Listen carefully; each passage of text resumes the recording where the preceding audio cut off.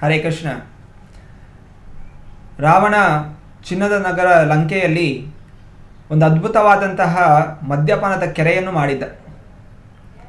ಜಂಬುಮಾಲಿ ಅನ್ನುವಂತಹ ಸೇನಾಧಿಪತಿಗೆ ಅನೇಕ ಜನ ಕುಡುಕರನ್ನು ಜಗತ್ತು ನೋಡಿದೆ. ಅಲ್ಲಿ ಜಂಬುಮಾಲಿ ಆ ಕುಡುಕರ ರಾಜನಾಗಿದ್ದ.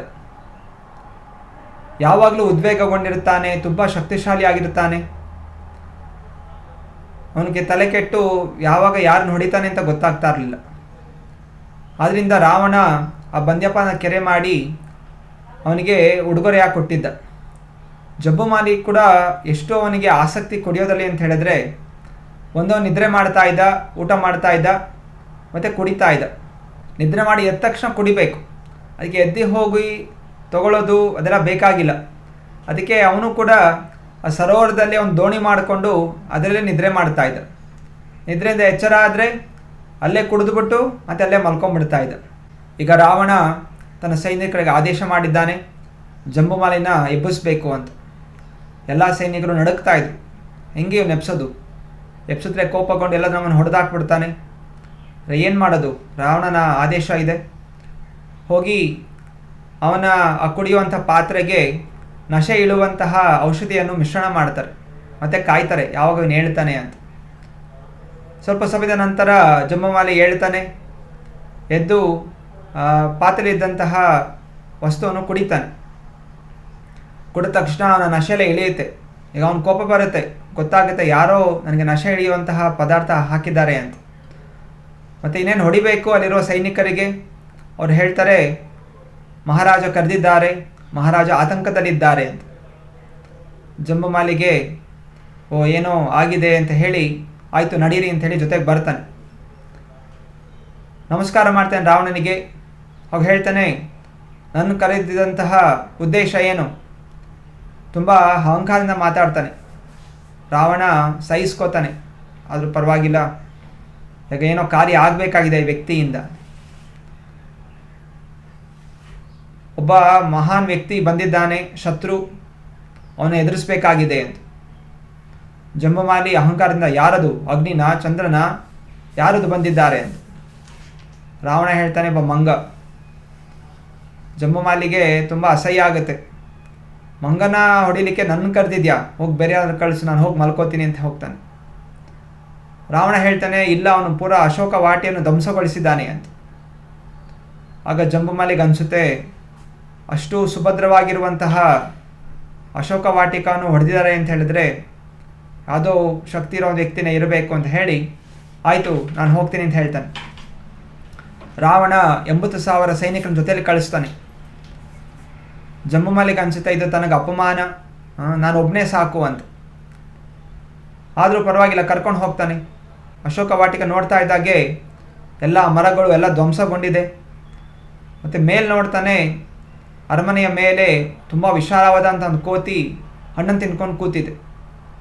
ಹನುಮಂತ ಅಲ್ಲಿಂದ ಗರ್ಜನೆ ಮಾಡ್ತಾ ಇದ್ದಾನೆ, ಈಗ ಯಾರು ಸಾಯ್ಲಿಕ್ಕೆ ಬಂದಿದ್ದಾರೆ? ನಾನು ಹನುಮಂತ, ರಾಮನ ದೂತ. ಜಂಬುಮಾಲಿಗೆ ತುಂಬ ಕೋಪ ಬರುತ್ತೆ. ಅವನು ಕೂಗ್ತಾನೆ, ಇದು ರಾವಣನ ನಗರ, ಇದು ನಾನು ಜಂಬುಮಾಲಿ, ಪ್ರಹಸ್ತನ ಮಗ. ದೇವತೆಗಳು ರಾವಣನ ಅಡಿಗೆ ಮನೆಯಲ್ಲಿ ತರಕಾರಿ ಸುಲಿತಾ ಇದ್ದಾರೆ, ಹಾಗೂ ನವಗ್ರಹಗಳು ರಾವಣನ ಮೆಟ್ಲುಗಳಾಗಿ ಅವರು ಮಲ್ಕೊಂಡಿದ್ದಾರೆ. ನನ್ನ ತಂದೆ ಪ್ರಹಸ್ತ ಬೆಟ್ಟಗಳನ್ನು ತಿಂದು ಕಡಲೆ ಬೀಜದ ಹಾಗೆ ಜೀರ್ಣಗೊಳಿಸ್ಕೊತಾನೆ. ಹನುಮಂತ ನಗ್ತಾನೆ, ಅದೆಲ್ಲ ಕಳೆದು ಹೋದ ಕತೆ, ಈಗ ನನ್ನನ್ನು ನೋಡು, ಪೂರ್ತಿ ಅಶೋಕ ವಾಟಿಕ ನಾನು ಧ್ವಂಸಗೊಳಿಸಿದ್ದೀನಿ ಅಂತ. ಜಂಬುಮಾಲಿಗೆ ಕೋಪ ಬರುತ್ತೆ. ಅನಂತರ ಅನೇಕ ಬಾಣಗಳನ್ನು ಬೀಸಲಿಕ್ಕೆ ಶುರು ಮಾಡ್ತಾನೆ. ಹನುಮಂತ ಯಾವುದೇ ರೀತಿಯ ಲೆಕ್ಕವಿಲ್ಲದೆ ಎಲ್ಲ ಬಾಣಗಳನ್ನು ಸುಮ್ಮನೆ ಕಸದ ಹಾಗೆ ಹಿಂಗೆ ತಳ್ತಾ ಇರ್ತಾನೆ. ತುಂಬ ಸಮಯ ಬೇರೆ ಬೇರೆ ಮರಗಳು ಎಲ್ಲ ಕಿತ್ತು ಬೆಟ್ಟಗಳನ್ನೆಲ್ಲ ಹಾಕಿದ್ರು ಕೂಡ ಹನುಮಂತ ಅದನ್ನು ಯಾವುದೇ ರೀತಿ ಲೆಕ್ಸೋದು ಕೂಡ ಇಲ್ಲ. ಜಂಬುಮಾಲಿಗೆ ತಿಳಿಯುತ್ತೆ, ಇದು ತುಂಬ ಬಲಿಷ್ಠವಾದಂತಹ ಮಂಗ ಅಂತ ಹೇಳಿ ಈಗ ಮಾಯಾಜಾಲ ಉಪಯೋಗ ಮಾಡಲಿಕ್ಕೆ ಶುರು ಮಾಡ್ತಾನೆ. ತುಂಬ ವಿಶಾಲವಾಗಿ ಬೆಳೀತಾನೆ. ಎತ್ತರ ಬೆಳೀತಾ ಇದ್ದ ಹಾಗೆ ಜಂಬುಮಾಲಿಯ ಮೊಣಕಾಲುಗಳು ಹನುಮಂತನ ತಲೆಯ ತನಕ ಬರೋ ಹಾಗೆ ಬೆಳೀತಾನೆ. ಅನಂತರ ಇವಾಗ ಅಂದ್ಕೋತಾನೆ, ಈಗ ಹನುಮಂತನ ತುಳಿದಾಕ್ತೀನಿ ಅಂತ ಹೇಳಿ ಕಣ್ಣು ಮುಚ್ಚಿ ಕಣ್ಣು ತೆಗಿತಾನೆ. ಎದುರುಗಡೆ ಏನೋ ಗೋಡೆ ಥರ ಇದೆ. ಏನಿದು ಗೋಡೆಯಲ್ಲಿಂದ ಬಂತು ಅಂತ ಸುತ್ತಮುತ್ತ ನೋಡ್ತಾ ಇದ್ದ ಹಾಗೆ ಮೇಲಿಂದ ಸ್ವರ ಬರುತ್ತೆ, ಜಂಬುಮಾಲಿ ಅಂತ. ಮೇಲೆ ಎತ್ತು ನೋಡ್ತಾನೆ, ತಲೆ ಕುತ್ತಿಗೆ ಮೇಲೆ ಎತ್ತು ನೋಡಿದ್ರೆ ಮೇಲಿಂದ ಹನುಮಂತ ಕೆಳಗೆ ಬಗ್ಗೆ ನೋಡ್ತಾ ಇದ್ದಾನೆ. ಈಗ ಏನು ಮಾಡ್ತೀಯ ನೀನು ಅಂತ. ಅಂದರೆ ಜಂಬುಮಾಲಿ ಕಣ್ಣು ಮುಚ್ಚಿ ಕಣ್ಣು ತೆಗೆಯೋಷ್ಟರಲ್ಲಿ ಹನುಮಂತ ಅಷ್ಟು ವಿಶಾಲವಾಗಿ ಬೆಳೆದು ಬಿಟ್ಟಿದ್ದಾನೆ. ಮತ್ತು ಹನುಮಂತನ ಮೊಣಕಾಲು ಇವನ ಕಣ್ಣು ಮುಂದೆ ಇದೆ, ದೊಡ್ಡ ಗೋಡೆಯ ಹಾಗೆ. ಓ, ಈ ಮಾಯಾಜಾಲ ಆಗೋದಿಲ್ಲ ಅಂತ ಹೇಳಿ ತನ್ನ ಸೈನಿಕರನ್ನು ನೋಡ್ತಾನೆ. ಆಕ್ರಮಣ ಮಾಡೋಣ ಅಂತ ನೋಡೋಷ್ಟರಲ್ಲಿ ಆ ಸೈನಿಕರ ಜಾಗದಲ್ಲಿ ಒಂದು ದೊಡ್ಡ ಬೆಟ್ಟ ಇದೆ. ಅಂದರೆ ಹನುಮಂತ ಅಷ್ಟು ಶೀಘ್ರವಾಗಿ ಒಂದು ಬೆಟ್ಟನ ತೆಗೆದು ಅಷ್ಟು ಸೈನಿಕರ ಮೇಲೆ ಸಾಯಿಸಿಬಿಟ್ಟಿದ್ದಾನೆ. ಅವರು ಓಡಲಿಕ್ಕೂ ಸಮಯ ಕೊಡಲಿಲ್ಲ. ಈಗ ಹನುಮಂತ ಹೇಳ್ತಾನೆ, ಈ ಮಾಯಾಜಾಲದಿಂದ ಹೆದರಿಸಿ ಏನು ಉಪಯೋಗ ಇಲ್ಲ, ನಮ್ಮ ನಿಜವಾದ ಸ್ವರೂಪದಲ್ಲಿ ಯುದ್ಧ ಮಾಡೋಣ ಬಾ ಅಂತ. ಸರಿ ಅಂತ ಹೇಳಿ ಈಗ ಇಬ್ಬರು ಒಂದೇ ಸಮನ ತಮ್ಮ ನಿಜ ಸ್ವರೂಪದಲ್ಲಿ ನಿಂತಿದ್ದಾರೆ. ಹನುಮಂತ ಜಂಬುಮಾಲಿ ಹಿಂದೆ ಸುತ್ತಾ ಇದ್ದಾನೆ. ಜಂಬುಮಾಲಿ ಅವನು ನೋಡ್ಕೊಂಡು ಸುತ್ತಾ ಇದ್ದಾನೆ. ಹನುಮಂತ ಹೇಳ್ತಾನೆ, ನಿಮಗೆ ಕೊನೆಯ ಅವಕಾಶ ಕೊಡ್ತಾ ಇದ್ದೀನಿ, ಹೇಗಿದ್ರೂ ಸಾಯ್ತಾ ಇದೆಯಾ, ಸಾಯಕ್ಕಿಂತ ಮುಂಚೆ ಒಂದು ಆಧ್ಯಾತ್ಮಿಕ ಉಪದೇಶ ಕೊಡ್ತೀನಿ. ನಾನಾ ರೀತಿ ಪಾಪಗಳನ್ನು ಮಾಡಿದ್ಯಾ, ಅದೇ ನಾನು ಈ ಮಂತ್ರ ಹೇಳ್ತೀನಿ, 2 ಅಕ್ಷರಗಳ ಮಂತ್ರ, ಇದನ್ನು ಜಪಿಸಿದ್ರೆ ನೀನೆಲ್ಲ ಪಾಪಗಳು ನಾಶ ಆಗುತ್ತೆ ಸಾಯೋ ಸಮಯದಲ್ಲಿ ಅಂತ. ಜಾಂಬುಮಾಲಿ ಅಂತಾನೆ, ನಾನೇನು ಮಂಗನಿಂದ ಮಂತ್ರ ಕಲಿಯಕ್ಕೆ ಬಂದಿಲ್ಲ, ನೀನು ಸಾಯಿಸ್ಲಿಕ್ಕೆ ಬಂದಿದ್ದೀನಿ ಅಂತ. ಹನುಮಂತ ಹೇಳ್ತಾನೆ, ಅದಂತೂ ಅಸಾಧ್ಯವಾದಂಥದ್ದು, ಕನಿಷ್ಠವಾಗಿ ಮಂತ್ರವಾದರೂ ಕಲಿ ಅಂತ. ಜಂಬುಮಾಲಿಗೆ ಸಿಟ್ಟು ಬಂದು ಹೊಡಿಲಿಕ್ಕೆ ಹೋಗ್ತಾನೆ. ಹನುಮಂತ ತುರಂತವಾಗಿ ತನ್ನ ಬೆರಳನ್ನು ಆ ಜಂಬುಮಾಲಿಯ ಹೊಕ್ಕಳಿಗೆ ತುರುಕಿಸಿ ಮೇಲೆ ಎತ್ತಿ ಗರಗರಗರ ಅಂತ ತಿರುಗಿಸ್ತಾ ಇದ್ದ ಹಾಗೆ ಅವನ ಎಲ್ಲ ಕರುಳುಗಳು ಕಿತ್ತು ಕೆಳಗೆ ಬೀಳುತ್ತೆ, ಸತ್ತು ಬೀಳ್ತಾನೆ. ಹನುಮಂತ ರಾಮ ರಾಮ ಅಂತ ಜಪಿಸ್ತಾ ಮುಂದೆ ಹೋಗ್ತಾನೆ. ಕುಂಭಕರ್ಣ ನಾಶ ಆಗಿದ್ದಾನೆ. ರಾವಣ ಆತಂಕಗೊಂಡು ಪಾತಾಳ ಲೋಕಕ್ಕೆ ಹೋಗಿದ್ದಾನೆ.